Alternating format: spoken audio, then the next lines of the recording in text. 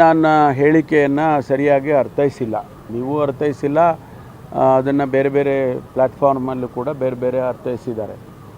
ನಾನು ಯಾವತ್ತೂ ಕೂಡ ಮಹಿಳೆಯರ ರಕ್ಷಣೆಯ ಪರವಾಗಿರೋನು.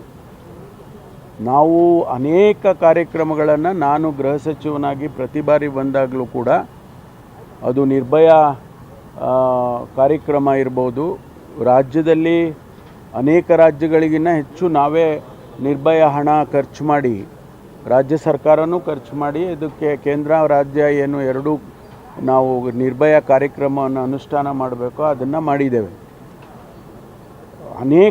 ನಾನು ಅದನ್ನು ಪ್ರತ್ಯೇಕವಾಗಿ ಒಂದು ದಿವಸ ಪ್ರೆಸ್ ಕಾನ್ಫರೆನ್ಸ್ ಕರೆದು ನಾನು ಹೇಳ್ತೇನೆ ಏನೆಲ್ಲ ಕಾರ್ಯಕ್ರಮಗಳನ್ನು ನಾವು ವಿಮೆನ್ ಪ್ರೊಟೆಕ್ಷನ್ನಿಗೆ ನಾವು ಬೆಂಗಳೂರಿನಲ್ಲಿ ಮತ್ತು ಕರ್ನಾಟಕದಲ್ಲಿ ಮಾಡಿದ್ದೇವೆ ಅಂತೇಳಿ.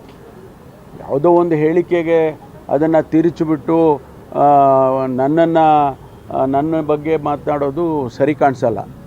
ನಾನು ಅನೇಕ ಕ್ರಮಗಳನ್ನು ತಗೊಂಡಿದ್ದೀನಿ. ಮಹಿಳೆಯರು, ನಮ್ಮ ಸಹೋದರಿಯರು, ನಮ್ಮ ತಾಯಂದಿರು, ಅವರ ರಕ್ಷಣೆ ಆಗಬೇಕು ಅನ್ನುವ ನಂಬಿಕೆಯಲ್ಲಿ ಇರೋನು ನಾನು. ಹಾಗಾಗಿ ಇವತ್ತು ಯಾರಿಗೆ ಅದು ತೊಂದರೆ ಆದರೂ ಕೂಡ ಅದಕ್ಕೆ ನೇರವಾಗಿ ನಮ್ಮ ಇಲಾಖೆಯಲ್ಲಿ ಅನೇಕ ಜನರನ್ನು ಹೊಣೆ ಮಾಡಿದ್ದೇನೆ. ಹಾಗಾಗಿ ನನ್ನ ಹೇಳಿಕೆಯನ್ನು ತಿರುಚಿ ಹೇಳ್ತಕ್ಕಂಥದ್ದು ಆಗಬಾರ್ದು.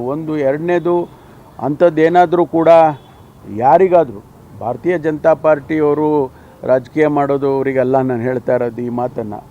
ನಮ್ಮ ಸಹೋದರಿಯರು, ತಾಯಂದಿರು ಯಾರಿಗಾದರೂ ಕೂಡ ಈ ನನ್ನ ಹೇಳಿಕೆ ಅಕಸ್ಮಾತ್ ಏನಾದರೂ ಅವರಿಗೆ ಮನಸ್ಸಿಗೆ ನೊಂದಿದ್ದಿದ್ರೆ ನಾನಾಗಿ ವಿಷಾದವನ್ನು ವ್ಯಕ್ತಪಡಿಸ್ತೇನೆ.